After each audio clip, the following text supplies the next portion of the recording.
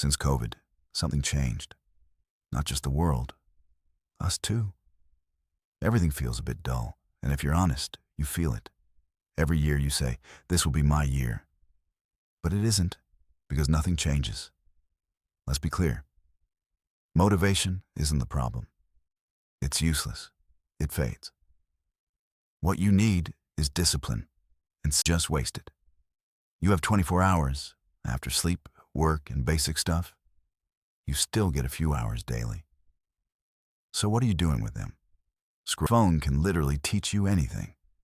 Skills, money, fitness, anything. But instead of using it as a tool, you treat it like a distraction. And here's the truth. Goals mean nothing without systems. I want to get fit sounds nice. But where's your plan? Your routine? Because success is boring.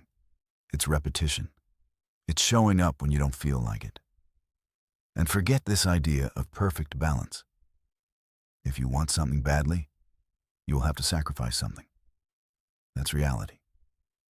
So ask yourself, are you really trying? Or just pretending to try? Because half effort gives half results. No one is coming to fix your life. You either take control or stay the same. So decide, is this your year or just another excuse?